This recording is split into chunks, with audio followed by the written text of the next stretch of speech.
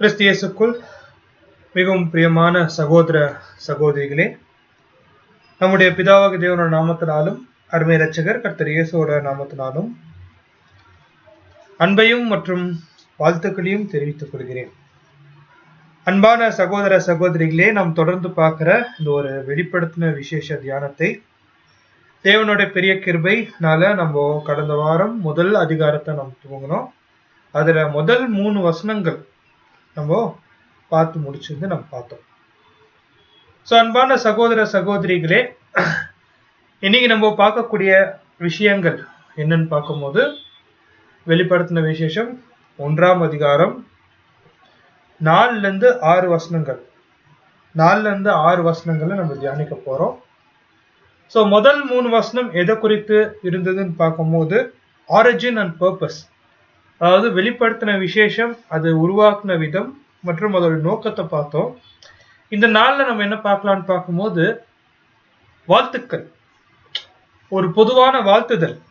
அதாவது நம்ம இந்த ஒரு காரியத்தை நம்ம எப்படி புரிஞ்சுக்கணும்னு பார்க்கும்போது, சகோதர சகோதரிகளே, இப்போ நிறைய நிருபங்கள், அப்போஸ்தல் பவுலா இருக்கட்டும் இல்ல மத்த அப்போஸ்தலா இருக்கட்டும், ஒரு நிருபத்தை எழுதும் போது அவங்க பொதுவா என்ன பண்ணுவாங்கன்னா, ஒரு வாழ்த்துதலோட அந்த நிருபத்தை துவங்குவாங்க.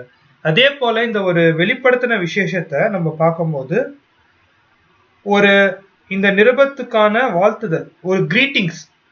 அப்படின்னா நம்ம என்ன சொல்ல வரோம்னு பார்க்கும்போது, இப்போ இந்த கிளாஸை நம்ம துவங்கும் போது நம்ம எப்படி துவங்கணும்? கிறிஸ்து இயேசுக்குள் மிகவும் அன்பா அழைக்கப்பட்ட அன்புக்குரிய சகோதர சகோதரிகளே, நம்மளுடைய பிதாவாகிய தேவனோட நாமத்தினாலும் அருமை இரட்சகர் கர்த்தர் இயேசுவோட நாமத்தினாலும் அன்பையும் வாழ்த்துக்களையும் தெரிவித்துக் கொள்கிறோம். அதே போல இந்த வெளிப்படுத்தின விசேஷத்தை யோவான் அவர் இந்த வெளிப்படுத்த விசேஷத்தை எழுதும் போது ஒரு வாழ்த்துக்களோட இந்த ஒரு ரெவலேஷனை ஸ்டார்ட் பண்றார். அந்த வாழ்த்துக்கள் தான் இந்த 3 வசனங்கள்.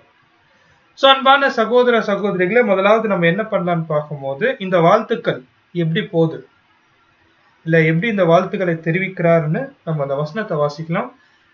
ரெவலேஷன் 1st chapter 4-6, வெளிப்படுத்தின விசேஷம் 1ஆம் அதிகாரம் 4 - 6 வசனங்கள். யோவான் ஆசியாவில் உள்ள 7 சபைகளுக்கும் எழுதுகிறதாவது, இருக்கிறவரும் இருந்தவரும்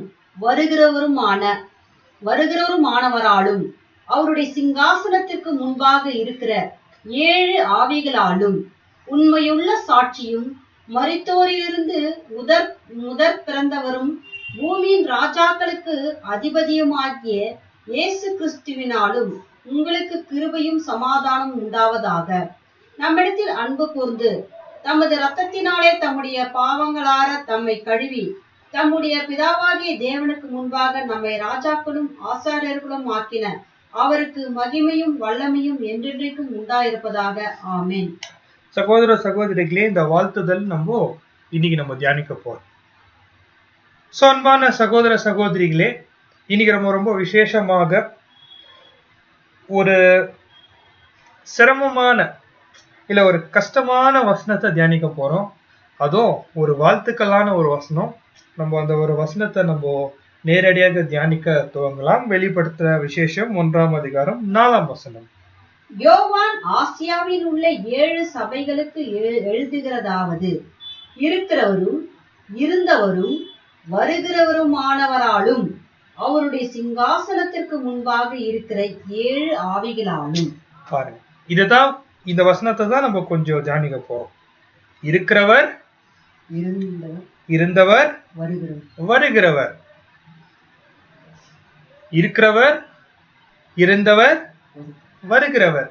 அதாவது இந்த வசனத்தை நம்ம எப்படி தியானிக்க துவங்குறோம்னு பார்க்கும்போது, இந்த வசனத்துடைய 2வது பாகத்துல இருந்து நம்ம தியானிக்க துவங்கும் போது, யார் இந்த இருக்கிறவர், இருந்தவர், வருகிறவர்? சகோதர சகோதரிகளே, பொதுவா இது யாரை குறிப்பிடுது அப்படின்னு பார்க்கும்போது, வசனத்தை நம்ம பார்க்கும்போது இருக்கிறவர், இருந்தவர், வருகிறவர். வருகிறவர் அப்படின்னா இது யார் தான்? கர்த்தர் இயேசு தான். இது இந்த வசனம் யாரை பத்தி பேசுது? நம்ம ஆண்டவராக இருக்கிற இயேசு கிறிஸ்து தான். இருக்கிறவர் எப்பவுமே இருக்கிறார். இருந்தவர் தேவனிடத்துல லோகோஸா இருந்தார், வருகிறவர் அவருடைய 2ஆம் வருகை அப்படின்னு நம்ம இந்த வசனத்தை நம்ம பார்க்கும்போது பொதுவா அப்படி சொல்லிட்டு நம்ம கடந்து போவோம். ஆனா இந்த வசனத்தை நம்ம டயக்லாட் அப்படின்னா கிரேக்கல இருந்து மொழிபெயர்க்கப்பட்ட டயக்லாட்ல நம்ம உத்து பார்க்கும்போது வார்த்தைகள் கொஞ்சம் மாறுது. எப்படி மாறுது பார்க்கும்போது, நான் இங்கிலீஷ்ல வாசிக்கும் போது அந்த வார்த்தை the one existing and the one who was and the one coming அப்படின்னா என்ன அர்த்தம்? ஒருவராய் இருக்கிறவர், ஒருவராய் இருந்தவர், ஒருவராய் வரக்கூடவர் அப்படின்னா என்ன அர்த்தம்னா, இந்த இடத்துல the one இந்த வார்த்தை கொஞ்சம் அழுத்த கொடுக்குது. the one சகோதர சகோதரிகளே அப்படின்னு நம்ம பார்க்கும்போது இந்த வசனத்தை நம்ம எப்படி புரிஞ்சுக்கலாம்? எப்படி இந்த வசனத்தை புரிஞ்சுக்கலாம்? ஒருவேளை the one அப்படின்னு சொல்லும் போது இந்த மாதிரி ரொம்பவே ஸ்ட்ரெஸ் பண்ணி கனம் கொடுக்க கூடிய வார்த்தைகளை நம்ம தியானிக்கும் போது the one existing அப்படின்னா அவர் ஒருவராய் இருக்கிறார் அப்படின்னு சொல்லும் போது இது எப்படி நம்ம பார்க்கிறோம்னா, கண்டிப்பா இந்த ஒரு வசனம் கொஞ்சம் கூர்ந்து கவனிக்கக்கூடிய ஒரு வசனமா காணப்படுது. ஒருவேளை இது கர்த்தர் இயேசுவா நம்ம எடுத்துக்கொண்டா என்னென்ன சிரமங்கள் ஆகும், ஒருவேளை இது யாரா இருக்கலாம், இது யாரை பத்தி பேசலாம் அப்படின்னு ஒரு கேள்வி கேட்கும் போது சகோதர சகோதரிகளே கொஞ்சம் சிரமமான வசனம் தான்.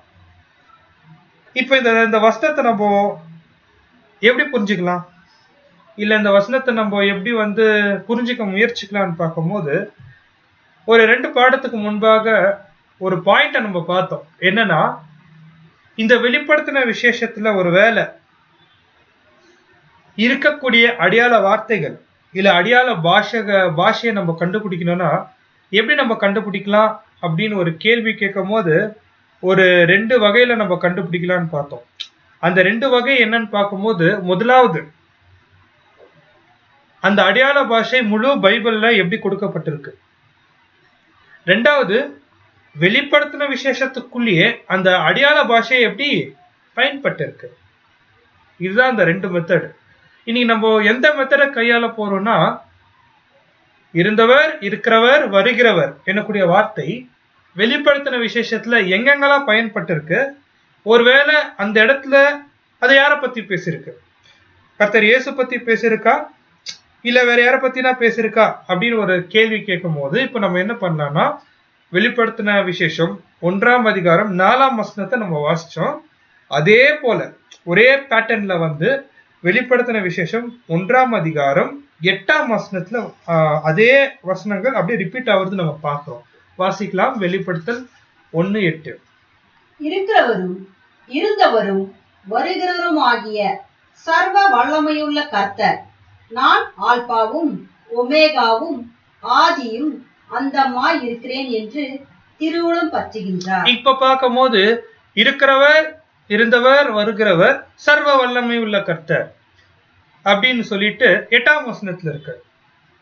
அப்ப இப்ப என்ன கன்ஃபியூஷன் ஆகுதுன்னா, இது யாரு, கர்த்தர் இயேசுவா பிதாவாகிய தேவனா அப்படின்னு ஒரு கேள்வி கேட்கும் போது நம்மளால சரியா சொல்ல முடியாது.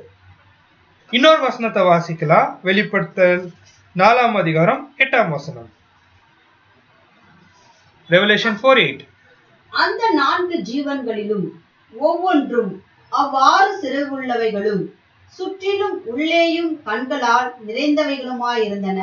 அவைகள் இருந்தவரும் இருக்கிறவரும் வருகிறவரும் ஆகிய சர்வ வல்லமையுள்ள தேவனாகிய கர்த்தர், பரிசுத்தர் பரிசுத்தர் பரிசுத்தர் என்று இரவும் பகலும் ஓய்வில்லாமல் சொல்லிக் கொண்டிருந்தன. இப்ப என்ன ஆகுதுன்னு பார்க்கும்போது சகோதர சகோதரிகளே, வெளிப்படுத்தின விசேஷம் 4ஆம் அதிகாரம் 8ஆம் வசனத்துல நம்ம எடுத்து பார்க்கும்போது இருக்கிறவரும் இருந்தவரும் வருகிறவரும் அப்படின்னு சொல்லும் போது இது யாருன்னு பார்க்கும்போது சர்வ வல்லமை உள்ள தேவன், அவர் பரிசுத்தர் பரிசுத்தர் பரிசுத்தர்.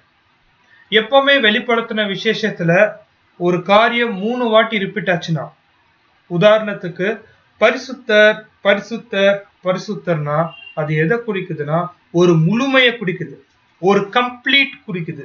இப்ப பாருங்க, வெளிப்படுத்தின விசேஷத்துல மகாபாபிலோன் விழுந்தது விழுந்தது அப்படின்னா அது 2 வார்த்தை தான் பயன்படுத்திருக்கு.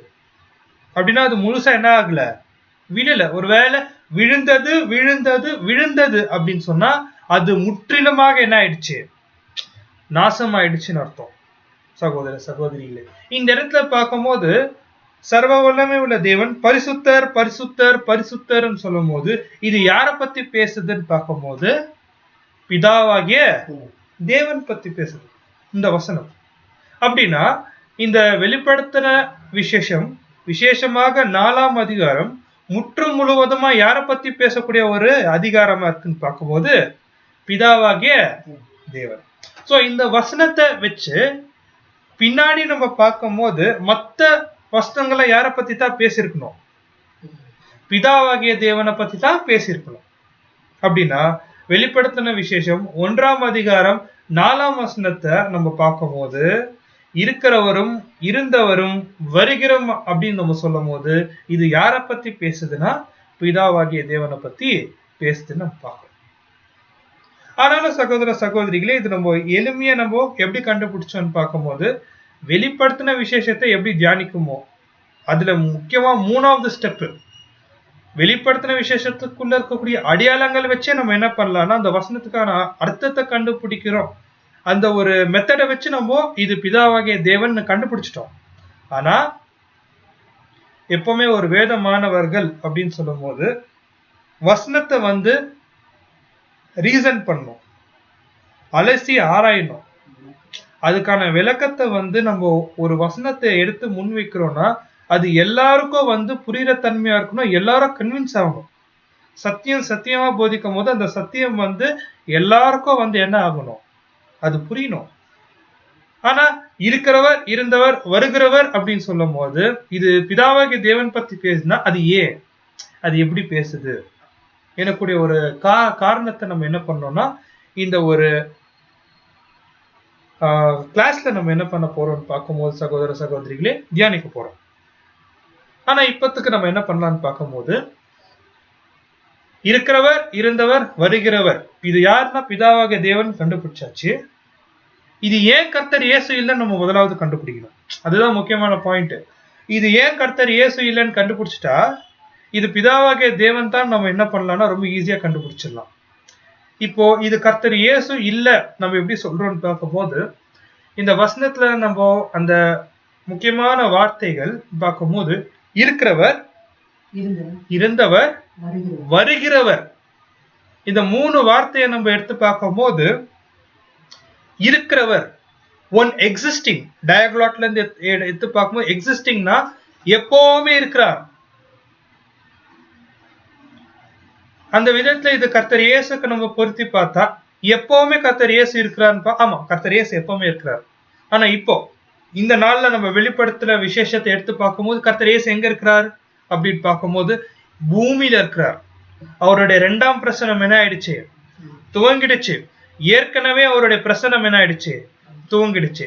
அப்படின்னா வருகிறவர் அப்படின்னு சொல்லும் போது ஏற்கனவே கர்த்தர் இயேசு என்ன ஆயிட்டாரு, இந்த பூமிக்கு வந்துட்டாரு. மறுபடியும் வரப்போறாரா அப்படின்னு ஒரு கேள்வி கேட்கும் போது கர்த்தர் இயேசு 2 வாட்டி என்ன பண்ண முடியாது, வர முடியாது. சரி, இந்த விஷயம் அவ்வளவு கன்வின்ஸ் ஆகல. ஆனா இன்னொரு விஷயம் கன்வின்ஸ் ஆகும். இருக்கிறவர் இருந்தவருக்கான அர்த்தம் என்ன, இருந்தவர் அப்படின்னா ஒன் வாஸ் அப்படின்னு சொல்லும் போது ஒரு எவர்லாஸ்டிங் எக்ஸிஸ்டன்ஸ் குறிக்குது. அந்த வார்த்தையை நம்ம எடுத்து பார்க்கும் போது நித்தியத்துக்கும் ஒரு ஜீவன் உள்ளவரா இருக்கிறது குறிக்குது. அப்படின்னா கர்த்தர் இயேசு நித்தியத்துக்கு ஒரு ஜீவன் உள்ளவரா இருக்கிறாரா அப்படின்னு ஒரு கேள்வி கேட்டா நம்மளுடைய பதில் என்ன இருக்கும், இல்ல. கர்த்தர் இயேசு நித்தியத்துக்கு ஜீவனா இல்ல.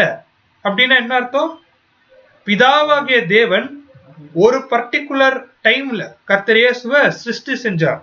அப்படின்னா கர்த்தர் இயேசுக்கு ஒரு ஆரம்பம் இருந்துச்சு. அவர் நித்தியத்துக்கு பிதாவாகிய தேவன் கிட்ட இல்ல. பிதாவாகிய தேவனுடைய நேரடி சிருஷ்டி அவருக்கு ஒரு ஆரம்பம் இருந்துச்சு. அதே போல கர்த்தர் இயேசுக்கு ஒரு முடிவு இருந்துச்சு.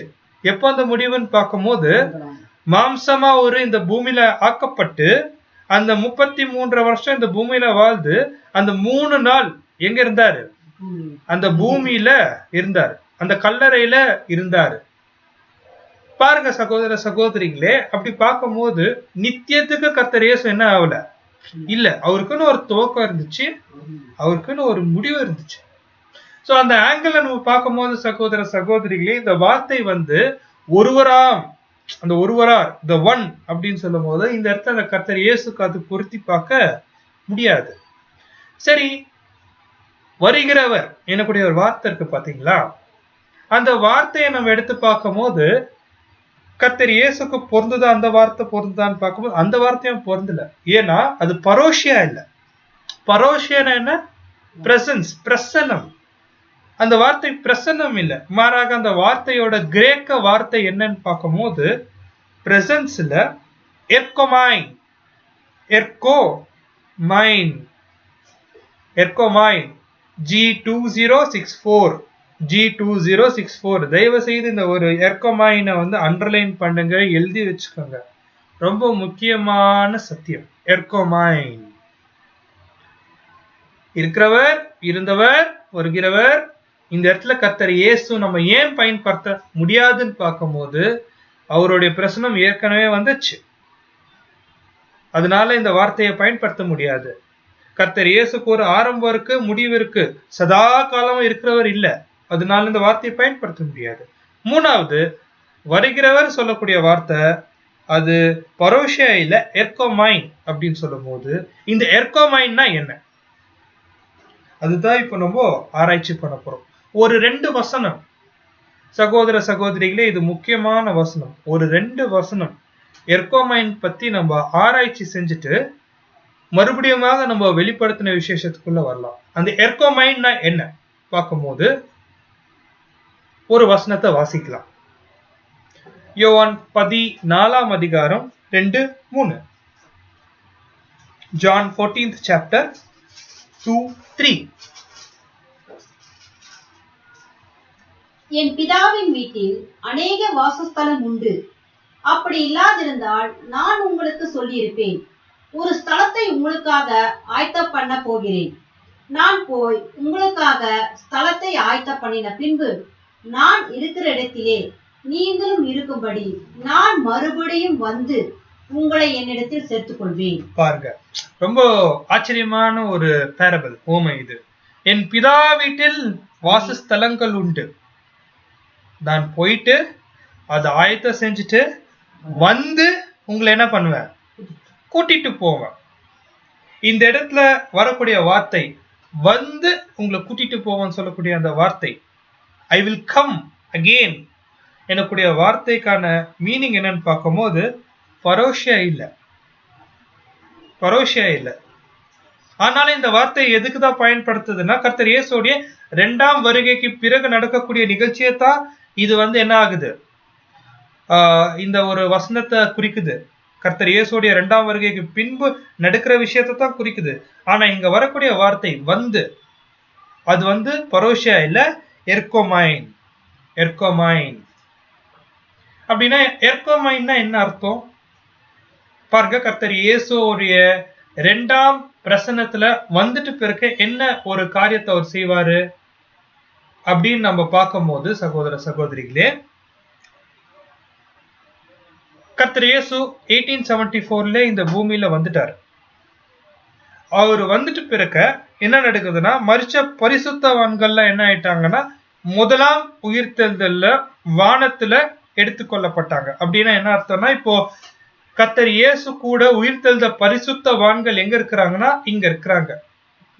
அதாவது அட்மாஸ்பியர்ல, இந்த இடத்துல வந்து தேவனோட தெய்வீக திட்டத்துல எடுத்து பார்க்கும்போது ஆர் பிளேன், இந்த ஒரு சின்ன ஒரு ஆர், ஒரு சின்ன ஒரு பிரமிட் இருக்குது பாத்தீங்களா, இங்க இருக்கிறாங்க ஆர் பிளேன். அப்படின்னா கர்த்தர் இயேசு வந்து அந்த பரோஷியால இந்த பூமியில இந்த வாயு மண்டலத்துல இருக்கும் போது அவங்க கூட மரிச்ச பரிசுத்தவான்கள் எங்க இருக்கிறாங்கன்னா கர்த்தர் இயேசு கூட இருக்கிறாங்க. இப்போ மீதி இருக்கக்கூடிய நம்மளுடைய ஓட்டத்தை முடிச்சுட்டு பிறக்க என்ன ஆகும் பார்க்கும்போது கர்த்தர் இயேசு கூட நம்ம என்ன ஆகும்னா அந்த ஒரு வான மண்டலத்துல கர்த்தர் இயேசுவோட, ஏன்னா நம்மளுடைய மரணம் வந்து என்ன ஆகுது, ஒரு நொடி பொழுதுல மறுரூபம் ஆக்கப்படும் இல்லைங்களா. அந்த ஒரு நொடி பொழுத மறுரூபம் ஆக்கப்பட்டுட்டு எப்போ கடைசி பாத அங்கம் 1,44,000 கடைசி நபர் அவர் மறுரூபமாக்கப்படுறாரோ அப்போ இவங்க எங்க போவாங்கன்னா இங்க இருக்க மாட்டாங்க, ஆர் நிலையில இருக்க மாட்டாங்க. அவங்க எங்க போயிடுவாங்க? W நிலைக்கு போவாங்க. W நிலைனா என்ன? W நிலைனா என்ன? மகிமை நிலைங்களா? இல்ல, அது மகிமை நிலை தான் உண்மை. ஆனா அந்த நிலைக்கு ஒரு பேர் இருக்கு. அதுதான் ஆட்டுக்குட்டியோடைய திருமணம். ஆட்டுக்குட்டியோட திருமணம்னா என்ன அர்த்தம்? கர்த்தர் இயேசு மற்றும் 1,44,000 அந்த டிவைன் நேச்சரை முழுமையா சுகந்தரிச்சு கொள்ளுது. அப்படின்னா என்ன அர்த்தம்னு பார்க்கும்போது சகோதர சகோதரிகளே, முதலாவது இந்த கேப் லைன்னா என்ன அது புரிஞ்சுக்கணும். அது டிவைன் நேச்சர் தான், சந்தேகம் இல்லை. ரசல் அதுக்கு கொடுக்கக்கூடிய வார்த்தை என்னன்னு பார்க்கும்போது அது ஒரு ஆபீஸ். அது ஒரு ஆபீஸ். அப்படின்னா ஒரு பிரதான மந்திரி இருக்கிறாருன்னா அவர் ஜனங்க மத்தியில வந்து சந்திச்சுட்டு மறுபடியும் அவர் எங்கதான் போவாரு? அவருடைய ஆபீஸ்க்கு தான் போய் அங்கத்தான் என்ன நடக்கும்னா சில விஷயங்கள் சாங்ஷன், சில விஷயத்த வந்து கையெழுத்து போடுவாரு. அங்க வந்து மீட்டிங் எல்லாம் எங்க நடக்கும்? அந்த பிரதான மந்திரியோட ஆபீஸ்ல. அதே போலதான் கர்த்தர் இயேசுவோடைய ஆபீஸ் தான் அந்த ஒரு மகிமையின் நிலை. இதுதான் எர்கோமைன். எர்கோமைன் என்னங்க? வந்துட்டு போறது, வந்துட்டு போறது. அப்படின்னா என்ன அர்த்தம்னா கர்த்தர் இயேசு மகிமை நிலையில இருக்கிறாரு. அந்த மகிமை நிலையில வந்து இந்த பூலோகத்துல வேலை செஞ்சாலும் சபைக்கு ஒரு இடத்த தேர்ந்தெடுத்து சபையை எங்க கூட்டுன்னு போய் சேர்க்கணும்? அவங்களுடைய வாசஸ்தலம்னா அவங்களுக்கு உரிதான அந்த திவ்ய சுபாவத்தின் நிலையில அவங்கள ஏற்படுத்தி மகிமை நிலையில இருந்து ஆபரேட் பண்ணுவாங்க. அதுதான் எர்கோமைன். அப்படின்னா எர்கோமைனுக்கு வார்த்தை என்னன்னு பார்க்கும்போது வந்துட்டு போறது, வந்துட்டு போகுது. பரோஷியாக்கும் இதுக்கும் வித்தியாசம் இருக்கு. பரோஷியானா அவரோட பிரசன்ஸ் அது எப்பவுமே இருக்கும். ஆனா இது வந்துட்டு போறதுன்னா ஒரு காரியத்துக்காக வந்துட்டு போறது. ரெண்டாவது ஃபைண்ட் பிளேஸ் ஆஃப் இன்ஃப்ளூயன்ஸ். அப்படின்னா ஒரு இடத்தை தேர்ந்தெடுக்கிறது, இல்லைன்னா ஆதிக்கம் செலுத்துறது. பி எஸ்டாப்ளிஷ்ட், நிலை நிக்கிறது, ஸ்தாபிக்கிறது. இப்ப பாருங்க எர்கோமைனுக்கான மீனிங் வந்து என்னென்ன வருதுன்னா, இப்ப பாருங்க, நான் வந்து உங்களை கூட்டிட்டு போவேன். இந்த வசனத்தை பார்க்கும் போது நான் வந்துட்டு போவேன் அப்படின்னா நான் இந்த பூமிக்கு வந்துட்டு உங்களெல்லாம் நான் என்ன பண்ணுவேன்? சேர்த்து மகிமைக்கு கொண்டு போவேன். வசனம் எப்படி மாறுது பாருங்க. நான் வந்துட்டு உங்களுக்கான இடத்தை ஆயத்தம் செஞ்சுட்டு போவேன். நான் வந்துட்டு உங்களுக்கான இன்ஃப்ளூயன்ஸ், உங்களுக்கான ஆதிக்கத்தை நான் செலுத்திட்டு போவேன். அதே போல நான் வந்துட்டு உங்களை நிலை நிற்பேன். இதுதான் எர்கோமைன். எர்கோமைன் சகோதர சகோதரிகளே, அப்படின்னா கர்த்தர் இயேசு இந்த இடத்துல கர்த்தர் இயேசு எதை குறிக்கிறாருன்னு பார்க்கும்போது ஆட்டுக்குட்டியானவருடைய கல்யாணம், அதை பத்தி இந்த வசனம் பேசுது. முழு சபை 1,44,000 பேர் அவங்க வந்து அந்த ஒரு திருமணத்துல சபை மகிமையடைஞ்ச நிலையில காணப்படும் போதுதான் அந்த எர்கோமைன் அப்படின்னு சொல்றாரு. அவருடைய பரோஷியா, அவருடைய பிரசன்ஸ் இங்க வந்துட்டாலும் அவருடைய சபையை தேர்ந்தெடுத்து ஆயத்த பண்ணி மறுபடியும் அவங்க எங்க கூட்டிட்டு போறாரு? வர அந்த மகிமை நிலையில கொண்டு போறது தான் எர்கோமைன் நம்ம பார்க்கிறோம். சரி, இதே போல வசனம் தான், இதே போல வசனம் தான் நம்ம இன்னொரு வசனத்தை தியானிக்கலாம் எர்கோமைன் பத்தி. ரொம்ப முக்கியமான வசனம் 1 கொரிந்தியர் 11:26. 1 கொரிந்தியர் 11:26. ஆகையால் நீங்கள் இந்த அப்பத்தை புசித்து இந்த பாத்திரத்தில் பானம் பண்ணும் போதெல்லாம் கர்த்தர் வருமளவும் அவருடைய மரணத்தை தெரிவிக்கிறீர்கள். பாருங்க, கர்த்தர் வருமளவும். இந்த வசனம் ரொம்ப என்ன சொல்றதுங்க, முக்கியமான வசனம். ஒரு சகோதரன் கேள்வியை கேட்டார், அதான் கர்த்தர் இயேசு வந்துட்டார்ல, நம்ம எதுக்கு நினைவு கூர்தல ஆசிரிக்கணும்? இந்த வசனத்துக்கான அர்த்தம் நம்ம பார்க்கும் போது கர்த்தர் வரும் அளவு, until he comes, until he come, அந்த வரும் அளவும் எனக்கூடிய வார்த்தை பரோஷியா இல்ல. ஒருவேளை until he present அப்படின்னு வந்துச்சுன்னா, until is பரோஷியா அப்படின்னு வந்துச்சுன்னா நம்ம நினைவு கூர்தலை நம்ம என்ன பண்ணிட்டு இருக்கலாம்? ஸ்டாப் பண்ணிருக்கலாம். ஆனா இந்த இடத்துல வந்து பரோஷியா வரல, எர்கோமைன் வந்துச்சு. எர்கோமைன் அப்படின்னா என்னென்ன வார்த்தைகள் வந்து நம்ம பிரிச்சு அந்த வார்த்தையை போட்டிருக்கிறோம். ஒருவேளை இந்த வார்த்தையை நம்ம இங்கிலீஷ்ல நம்ம வாசிக்கலாம். நம்ம இந்த வார்த்தையை நம்ம என்ன பண்ணலாம்னா கொஞ்சம் இங்கிலீஷ்ல வாசிக்கலாம், பார்க்கலாம். 1 Corinthians 11th chapter 26th verse. அங்க கம் எனக்கூடிய வார்த்தைக்கு எர்கோமைன் போட்ட வார்த்தைகளை நம்ம பிரித்து பார்த்து நம்ம வாசிக்கலாம். For as often as ye eat this bread and drink this cup, ye do show the Lord's death till he comes. Till he erchomine. Till he come and go. Till he come and go. அதான் ரொம்ப முக்கியமான வார்த்தை. பாத்தீங்களா? Next வசனம் நம்ம வாசிக்கலாம். For as often as ye eat this bread and drink this cup, ye do show the Lord's death till he find place or influence. பாருங்க, till he find place or influence. மூணாவது வார்த்தை. For as often as ye eat this bread and drink this cup, ye do show the Lord's death till he be established. பாருங்க, till he be established. கண்டிப்பா இது வந்து முழுக்க தமிழ் தெரிஞ்சவங்களுக்கு புரிஞ்சிருக்காது. நான் அந்த வார்த்தையை மட்டும் சொல்றேன். அவர் வரும் அளவும் அப்படின்னா அவர் வந்துட்டு போற அளவும் இதை நீங்க ஆசிரிங்க. அவர் ஒரு நிலையான இடத்தை ஸ்தாபிக்கிற வரைக்கும் ஆசிரிங்க. அப்படின்னா என்ன அர்த்தம்?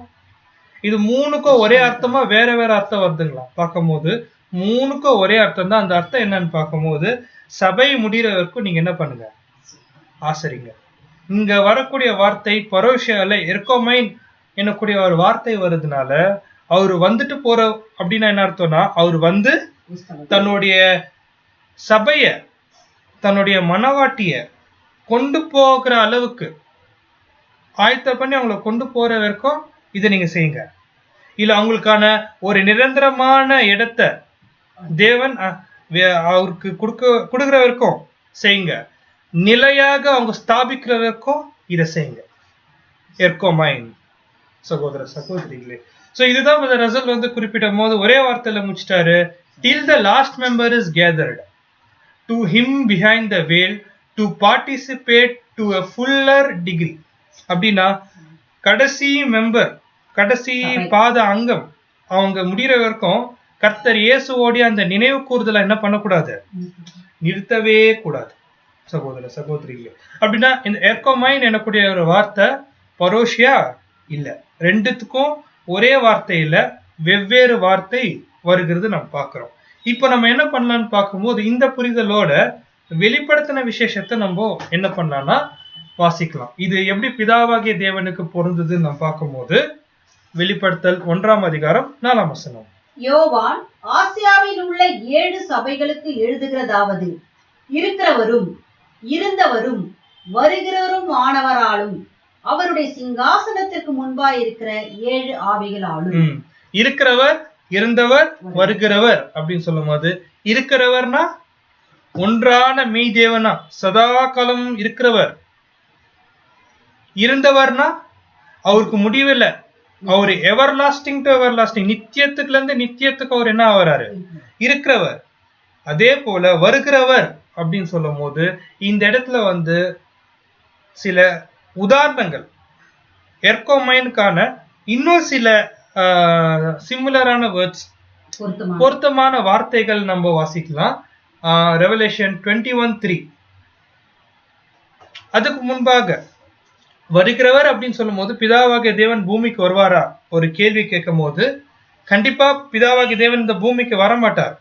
ஆனா எந்த கோணத்துல இந்த ஒரு வசனம் பேசுது அப்படின்னு பார்க்கும்போது வாசிக்கலாம். 21:3.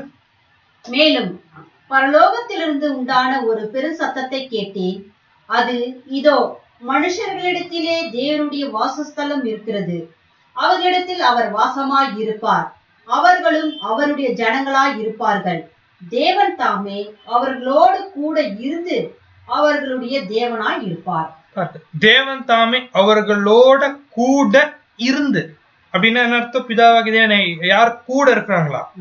அந்த ஜனங்களோட கூட இருந்து he will dwell with them, அவர்கள் கூட இருந்து. இப்போ ஜெக்கரியா 2:10 நம்ம வாசிக்கலாம்.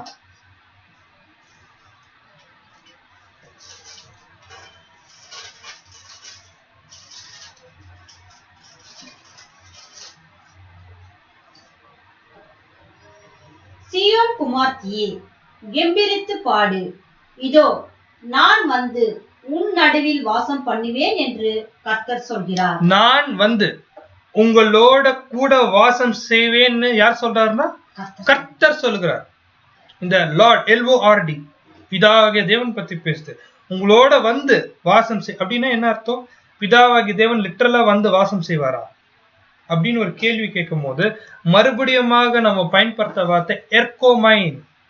எர்கோமைன் எர்கோமைன் வந்துட்டு போறது, அவருடைய ஆதிக்கம், இன்ஃபுளுன்ஸ், இல்ல எப்பவுமே நிலைத்து நிற்கக்கூடிய ஒரு நிலை, இதெல்லாம் தான் எர்கோமைன் அப்படின்னு பார்க்கும்போது ஒரே ஒரு வர்ஷன் ரொம்ப பியூட்டிஃபுல்லா பிதாவாகிய தேவனுடைய நிலையை குறித்து பேசும்போது வெளிப்படுத்தல் 1:4 நான் இங்கிலீஷ்ல வாசிக்கிறேன். இது வேமோத் டிரான்ஸ்லேஷன்ல அந்த ஒரு வாக்கியம் மட்டும் நான் வாசிக்கிறேன்.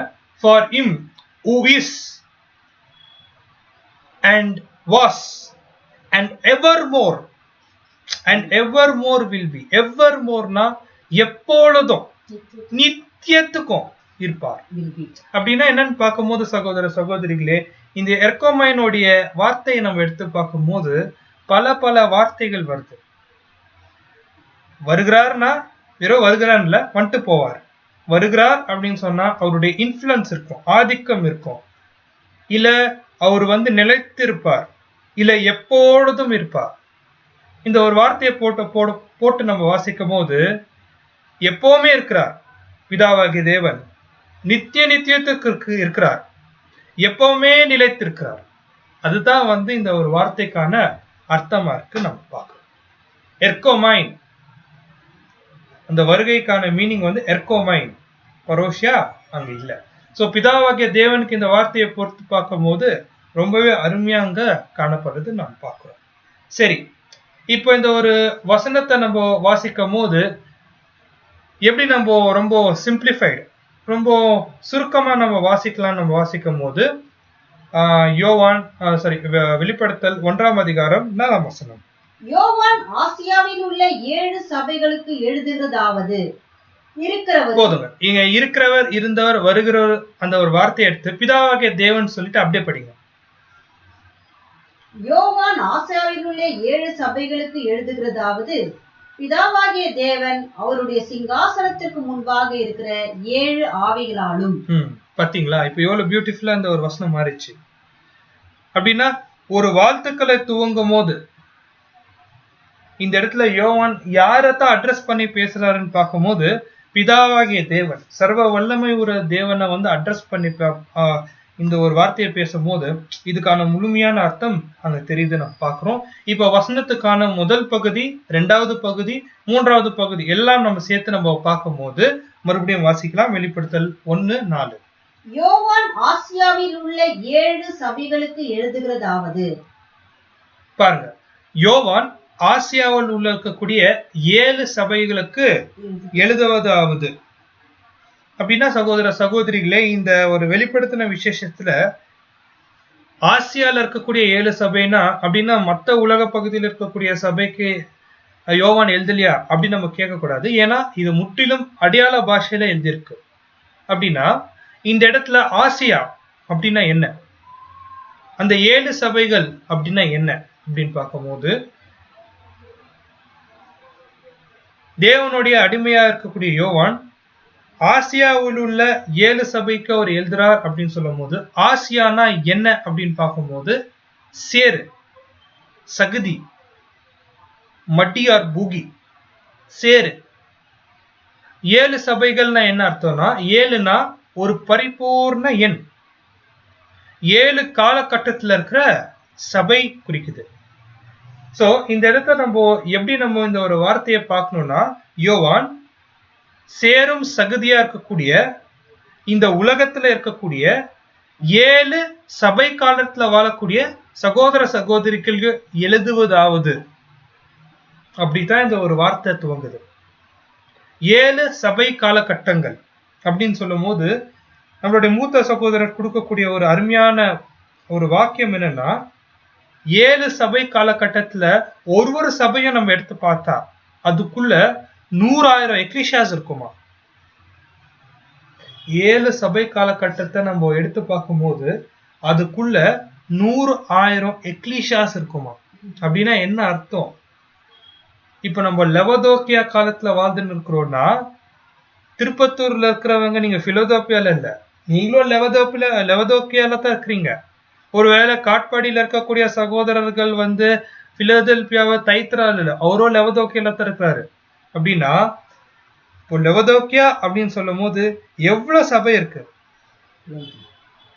அமெரிக்கால நம்மளுடைய சகோதர சகோதரிகள் வெவ்வேறு எக்லிஷியாஸ் இருக்கிறாங்க. பெங்களூர்ல எடுத்து பார்க்கும்போது வெவ்வேறு பகுதியில் எக்லிஷியாஸ் இருக்கு. தமிழ்நாட்டுல பார்க்கும்போது வெவ்வேறு பகுதியில் எக்லிஷியாஸ் இருக்கு. அப்படின்னா லெவதோக்கியா காலத்துல இருக்கக்கூடிய பரிசுத்தவான்கள் சொல்லும் போது லெவதோக்கியால வாழக்கூடிய பரிசுத்தவான்கள் அவங்க எக்லிஷியா ரொம்ப உற்று பார்க்கும்போது சகோதர சகோதரிகளே, இது ரொம்பவே ஒரு விரிவான பார்வையா காணப்படுது. ஆசியால உள்ள 7 காலகட்ட சபைன்னு சொல்லும் போது, ஆசியானா மண்ணு, சேரு, சகதி. ஒருவேளை இந்த உலகத்தோடைய நிலை எப்படி இருக்குன்னா, ஒருவேளை சேரு சகதியில ஒருத்தர் மாட்டிக்கினாங்கன்னா எப்படி ஆயிடுவாங்க? அழுக்க ஆயிடுவாங்க. அதே போல அழுக்குல மாட்டிட்டு இருக்கக்கூடிய 7 சபை காலகட்டத்தில் இருக்கக்கூடிய பரிசுத்தவான்கள், விசேஷமாக எக்லிஷாஸ், அங்க இருக்கக்கூடிய அநேக எக்லிஷாஸே பாருங்க எவ்வளவு அழகா இந்த இடத்துல சகோதரர் பிரிச்சு எடுக்கிறாங்க பாருங்க. தனித்தனி எக்லிஷா. இந்த எக்லிஷா இந்த உலகத்துல மாட்டிட்டு இருக்கிறாங்க, கஷ்டப்பட்டு இருக்கிறாங்க சொல்லிட்டு ஆசியாவில் உள்ள இருக்கக்கூடிய 7 சபைகளுக்கு எழுதுவதாவது தேவனுடைய அந்த ஒரு வல்லமை, அவருடைய சிங்காசனத்தின் முன்பாக 7 ஆவிகளா அது என்ன ஆகுதுன்னா வருதுன்னா, இது என்ன குறிக்குதுன்னா தேவனுடைய ஆவி எவ்வளவுதான்? ஒண்ணுதான்.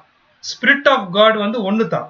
7 எதை குறிக்குதுன்னா பரிபூர்ணமான தேவனுடைய பரிசுத்த ஆவி 7 சபை காலகட்டத்தில் இருக்கக்கூடிய எல்லா எக்லிஷாக்கும் தேவன் என்ன பண்ண போறாருன்னு பார்க்கும்போது, அந்த சபை காலத்துல இருக்கக்கூடிய அந்த ஒரு பர்டிகுலர் எக்லிஷாவா இருக்கட்டும், சகோதர சகோதரியா இருக்கட்டும், அவங்களுக்கு தேவையான பரிசுத்த ஆவிய ஏற்ற நேரத்துல அவங்களுக்கான அனுபவம் வரும்போது அவர் என்ன பண்றாருன்னா தராரு.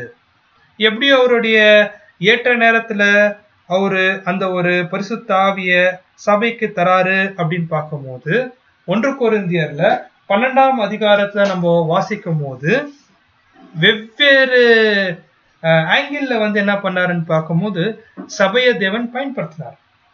அது நம்ம வசனத்தை வாசிக்கலாம். 1 கொரிந்தியர் 12ஆம் அதிகாரத்துல நம்ம அந்த ஒரு வசனத்தை நம்ம வாசிக்கும் போது ஆவியின் வரங்களை குறித்து அவர் பேசுறாரு. வாசிக்கலாம். 10ஆம் வசனமா வாசிக்கலாம்.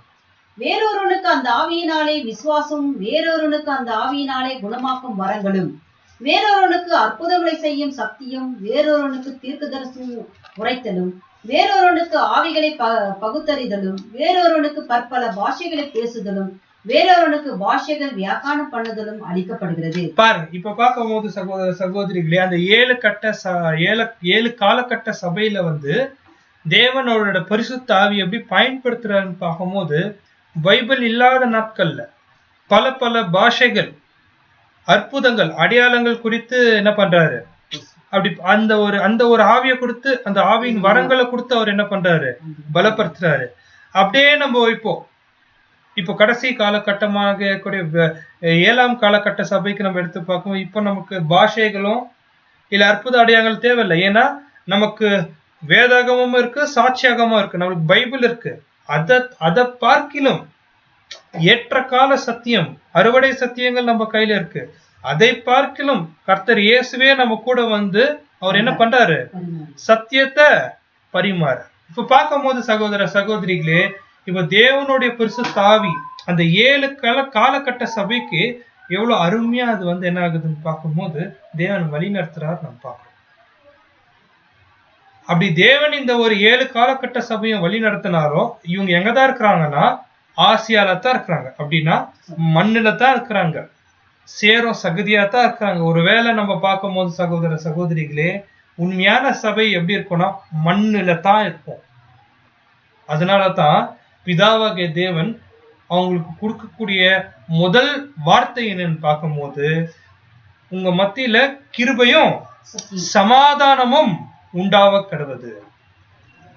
இங்கிலீஷ்ல பார்க்கும்போது grace be unto you and peace. இந்த பெரிதான அழைப்புக்குள்ள ஒருத்தர் வரணும்னா பிதாவாகிய தேவன் முதலாவது அவங்களுடைய நிலையை புரிஞ்சுக்கிறார். சேரும் சகதியா இருக்கக்கூடிய சபைகளுக்கு தேவன் அவருடைய கிருபையும் சமாதானமும் கொடுக்கறது நம்ம பார்க்கிறோம் சகோதர சகோதரிகளே. சோ இதுதான் நம்ம பார்க்கும் போது அந்த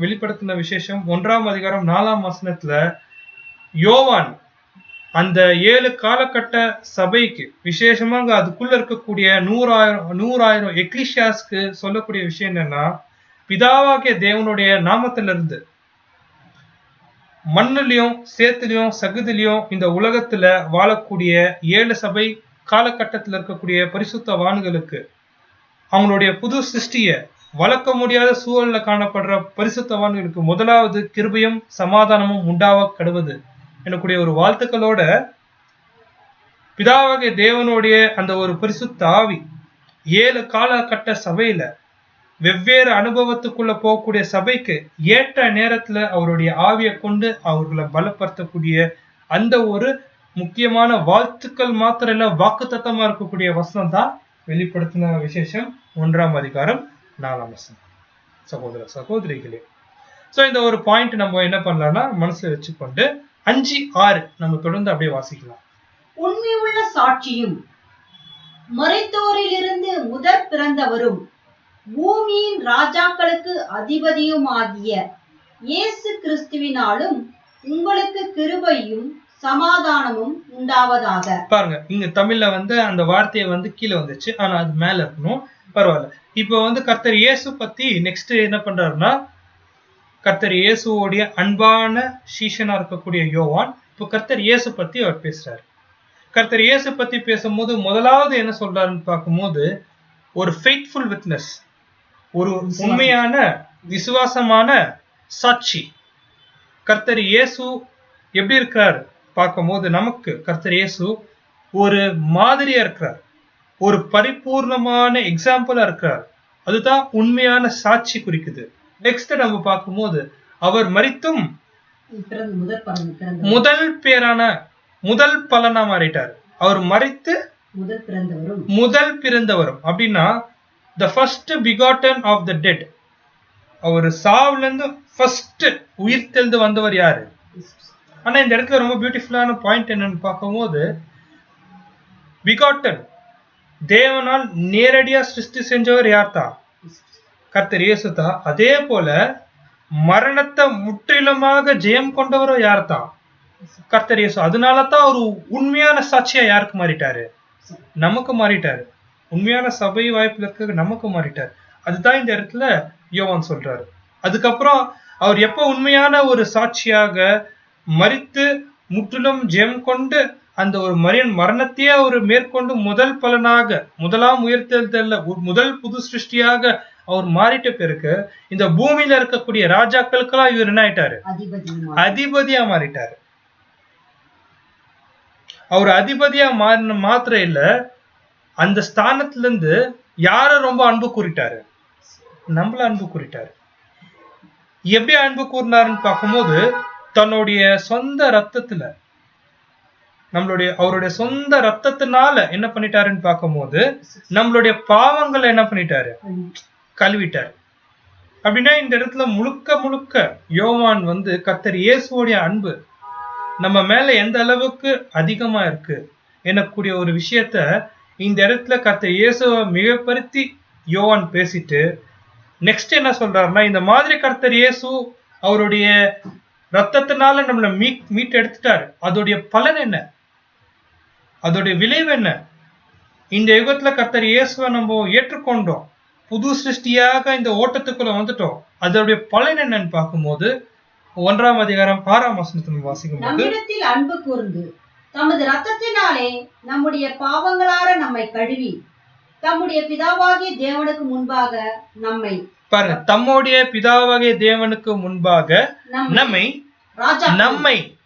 அந்த வார்த்தை ரொம்ப முக்கியம். and he hath made us நம்மை என்ன பண்ணிட்டாருன்னா ராஜாக்களும் ஆசாரியர்களும் ஆக்கினார். பாருங்க, ராஜாக்களும் ஆசாரியர்களும் ஆக்கிட்டாங்க. அப்படின்னா இது என்ன அர்த்தம்னா சகோதர சகோதரிகளே, கர்த்தர் இயேசு ராஜாதி ராஜா, நம்ம யாரு?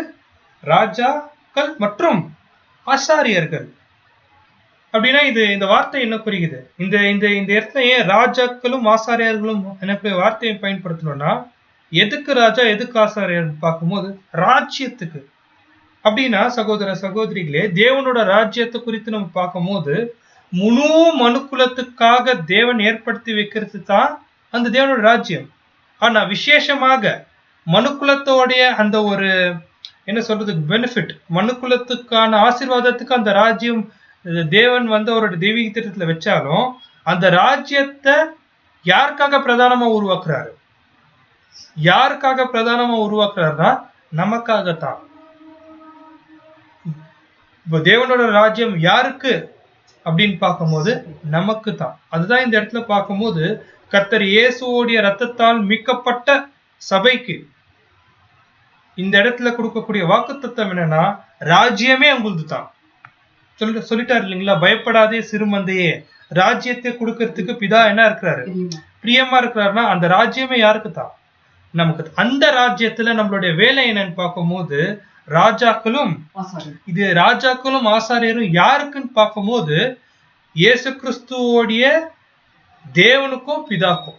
இயேசு கிறிஸ்துவோடைய அந்த அந்த ஒரு வார்த்தையை நம்ம பார்க்கும்போது சகோதர சகோதரிகளே, இந்த இடத்துல நம்மளுடைய பொறுப்பு எந்த அளவுக்கு அதிகமா இருக்கு நம்ம பார்க்கும்போது, பிதானா ஓகே, தேவனுக்கு அப்படின்னு சொல்லும் போது அது கொஞ்சம் மிகைப்படுத்தி பார்க்கணும்.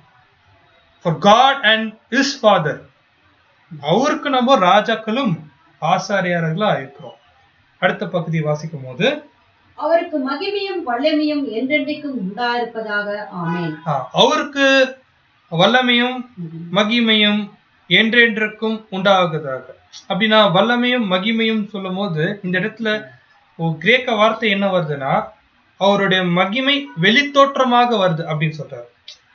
அப்படின்னா சகோதர சகோதரிகளே, பிதாவாகிய தேவன் கர்த்தர் இயேசுக்கு அந்த மகிமை எப்போ கொடுத்தாரு அப்படின்னு பார்க்கும்போது 2000 வருஷத்துக்கு முன்னாடியே கொடுத்துட்டாரு. எப்போ கர்த்தர் இயேசு அவருடைய ஈடுபலியை பிதாவிடத்துல கொடுக்கும் போதும் சகல விதமான அதிகாரமும் மகிமை யார் கொடுக்கப்பட்டுச்சு? இயேசு கிறிஸ்துக்கு கொடுக்கப்பட்டுச்சு. ஆனா அது எப்ப வெளித்தோற்றமா காணப்படுதுன்னு பார்க்கும்போது இப்ப நமக்கு காணப்படுது. இன்னும் கொஞ்ச நாள்ல மாம்சத்துல இருக்கக்கூடிய எல்லாருக்கும் என்ன ஆகும்? கர்த்தர் இயேசுக்கு அந்த ஒரு மகிமையும் கனம் கிடைச்சிச்சு. அதுதான் இப்ப நமக்கு மட்டும் கிடைச்சிருக்கு, நமக்கு மட்டும் தெரியுதுன்னா என்ன அர்த்தம்? உலகத்துக்கு தெரியலன்னு அர்த்தம். இது வேற மாதிரி வார்த்தையை போடணும்னா, நமக்கு தெரியுது உலகத்துக்கு தெரியலன்னா, உலகத்துக்கு கண்ணுக்கு தெரியாது, நமக்கு கண்ணுக்கு தெரியுது. அதுதான் தேவனோட ராஜ்யத்துல கண்ணுக்கு தெரியாத பாகம்னா என்ன அர்த்தம்னா, கர்த்தர் இயேசு இந்த பூமியை ஆளுகை செய்யறாரு, சகல விதமான அதிகாரம் அவர் கையில கொடுக்கப்பட்டிருக்கு, இந்த பூமியில இருக்கிற ராஜாக்கள் அவர்தான் கட்டுப்படுத்துறாருன்னு சொல்லும் போது இது நமக்கு மட்டும் தெரியுது, உலகத்துக்கு தெரியலனா, தேவனோட ராஜ்யத்துடைய கண்ணுக்கு தெரியாத பாகத்துல உலகத்துக்கு தெரியாது. அதுதான் இன்விசிபிள் ஃபேஸ். யாருக்கு இன்விசிபிள் ஃபேஸ் பார்க்கும்போது உலகத்துக்கு, நமக்கு இல்ல. அப்படின்னா கண்ணுக்கு தெரியற பாகம்னா இதெல்லாம் கர்த்தர் இயேசு தான் செய்யறாருன்னு உலகத்துக்கு மாம்சத்துல இருக்கிற எல்லாருக்கும் தெரியும் போது அது வெளி தோற்றமாக அவருடைய கனம் மகிமை வல்லமை உலகம் தெரிஞ்சுக்கும் போது அது கண்ணுக்கு தெரிய பாகத்துல எல்லாருக்கும் தெரியணும். சோ சகோதர சகோதரிகளே, இந்த வெளிப்படுத்தின விசேஷம் 1ஆம் அதிகாரம் 4 to 6 வசனங்கள் எது பத்தி பேசுதுன்னா வாழ்த்துக்களை. யோவான் பிதாவாகிய தேவனுக்கு கொடுக்கக்கூடிய கனத்தை கொடுத்துட்டாரு, கர்த்தர் இயேசுக்கு கொடுக்கக்கூடிய கனத்தை கொடுத்துட்டாரு. அதே போல சபை அவங்களுக்கு என்ன ஒரு வேலைப்பாடு என்னக்கூடிய ஒரு நம்மளுடைய பொறுப்பை கூட அவர் என்ன பண்ணிட்டாருன்னு பார்க்கும்போது இந்த இடத்துல தெரிவுபடுத்திட்டாரு. ஸோ இந்த ஒரு பாயிண்டோட நம்ம என்ன பண்ணலாம்னு பார்க்கும்போது இந்த 4க்கான ஸ்டடியை நம்ம நிறைவு கொண்டு வரலாம். அடுத்த வாரம் நம்ம என்ன பண்ணலாம்னா வெளிப்படுத்தின விசேஷம் 1ஆம் அதிகாரம் 7-8 வசனங்களை நம்ம தியானிக்க முயற்சி செய்யலாம். தேவன் தாமே ஆசீர்வதிப்பாராக. பொறுமையோட கேட்ட அன்புக்குரிய சகோதர சகோதரிகளுக்கு கிறிஸ்து இயேசுக்குள்ளாக என்னோட அன்பின் வாழ்த்துக்களை தெரிவித்துக் கொள்கிறேன். ஆமென்.